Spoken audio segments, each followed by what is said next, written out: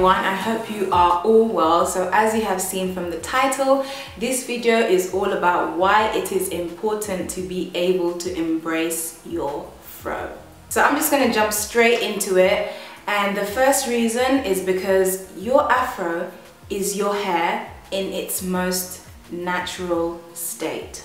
Even if you relaxed your hair, straightened your hair, permed your hair, it will always return to that natural state, whether it kind of, bounces back or it grows out, through regrowth or whatever. It's your hair's natural state, so it will always come back. And then you're gonna have to deal with it or just embrace it. And I think depending on how you look at it, you might find it easier to just embrace it, or you might find it easier to fight what your natural texture is and just relax it or straighten it or do something to go against the grain of your natural hair. So that's why I think it's important, because it just is what it is, and if you can work with it, you can really create something beautiful. So from a financial perspective, maintaining your hair costs money, and it can be very affordable to maintain your natural hair just as it is if you embrace it. If you relax your hair, go to the salon, get your Brazilian blowouts or blow dry your hair, or perm your hair, texturize your hair, treat it basically, that is going to require more and more attention, more financial input, more expenditure, more time. It just takes a lot longer. It's never a permanent fix, is it? It's never ever going to be a permanent fix, because your hair will always come back just the way it started. So I think in the long run, it's actually a good idea to just kind of work with your hair. I just want to show people, I just want to communicate to you that it's important to be able to embrace your fro. Even if you don't have a fro and you mainly keep your hair relaxed, or you just love to experiment, the ability to be able to embrace your natural hair will give you a lot of freedom in various aspects, and it will almost give you that security in yourself, and knowing that this is actually who God created me as, and I don't have to be ashamed of having nappy hair, which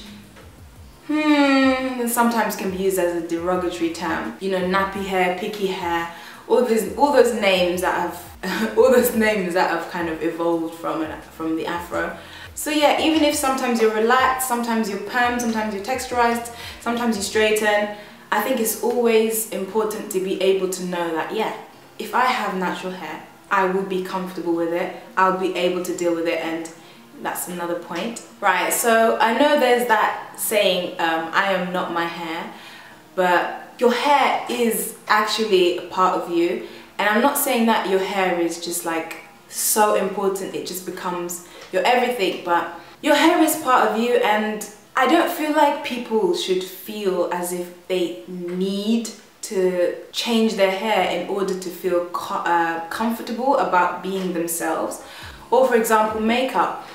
I don't feel as if people should feel as if they have to wear makeup in order to be accepted by people, or feel as if they always have to cover up, otherwise they just can't leave the house. I kind of feel like that's the same with hair.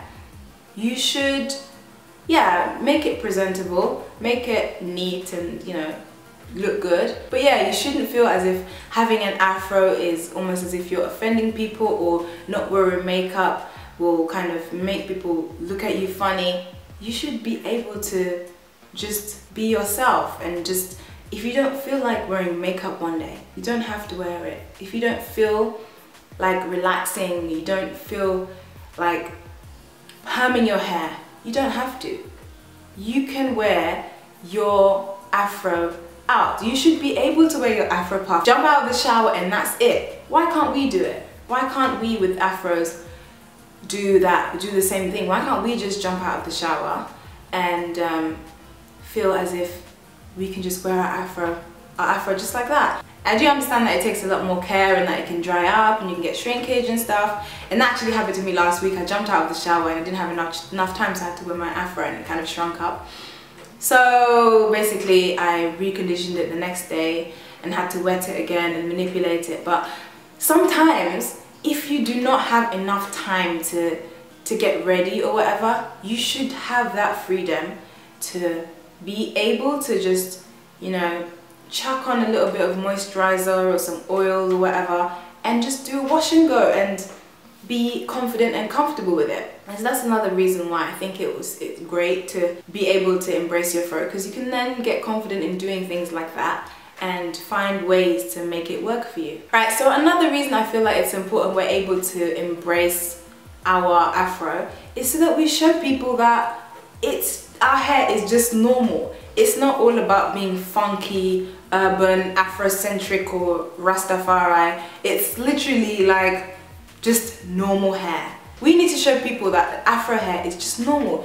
It's literally just normal. I mean, I've had friends before that have been shocked or like surprised or just not known much about my hair, and so they're surprised, you know, when I tell them I condition it and wash it, when it's hair. It needs washing, it needs conditioning. Why is that so weird to you? You wash your hair, I also do that too. So yeah, I think the more we wear our hair, the more we embrace it.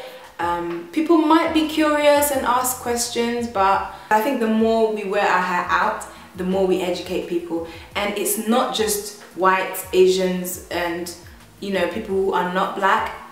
It is people who are also black. It is everyone. Because a lot of people, believe it or not, don't actually know how to take care of their afro. And that's why I think YouTube is such an amazing resource, because you can go online and literally learn how to take care of your hair. I remember one friend of mine was saying that she didn't know how important conditioning was, and so she'd never conditioned. But then after going on YouTube and finding out about co-wash, she learned about it, and I was just like, wow, like people actually don't know some of these things. So I guess the more we wear our hair out, and say if someone thinks, oh, your hair looks great, we can share knowledge about it, we can share information, and we just like encourage each other with it. Right, so this statement gets me a little bit angry, a little bit annoyed, and it is that natural hair is unprofessional. And up to this day, a lot of people still do believe that natural hair is unprofessional, but you have the freedom to wear your natural hair, your afro, wherever and whenever you want. You don't have to relax it just because you think your hair is unprofessional. Like, I'm pretty sure that God did not think his work of art was unprofessional when he created it. This is the way your hair grows. It's not unprofessional, it's hair. I just feel like that's a bad mindset, and it's something that needs to be unlearned. Alright, so finally, just to make it clear, I am not opposed to relaxed hair or you know, treated hair. It's all a matter of personal preference a lot of the time. Everybody in this world is different. You cannot control the way God made you. You can't control that. Do what you want with your hair, but I just wanted to encourage you that it's okay to embrace your afro, and there are ways to style it so that you feel a little bit more comfortable with it, if that's the case, or confident, and I don't know, and just have a lot more freedom with it.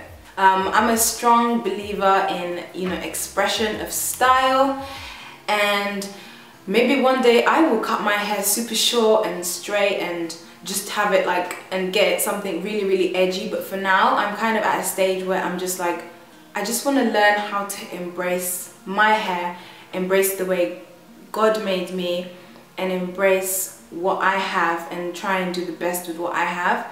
And that's all really. Thank you so much for watching. Please leave your thoughts below in the comments. I would love to know what you think.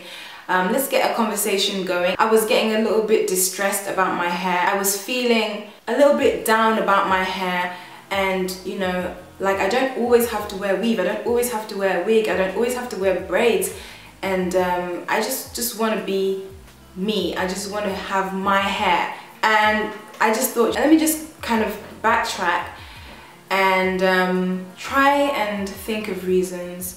Not even try and think of reasons, these reasons came so fast to me, but let me just remind myself of why it's important to embrace my afro. Because I feel like I almost became a naturalista by default. I didn't intentionally go for it like, yes, I'm all in, I'm a naturalista, I'm natural for life. I kind of just was on a journey of expression, of discovery, of a journey of trials, a journey of trial and error. I was just on a journey. And you know, I became a naturalista, and I know that some people are just like so passionate about this, and I always felt like, am I really passionate about being natural? That's not what I'm passionate about. I'm passionate about you being able to accept yourself. That's what I'm passionate about, and you being able to be yourself, which is why I made this video. Anyway, it's coming to an end. So thanks for watching, and I will see you soon. Bye.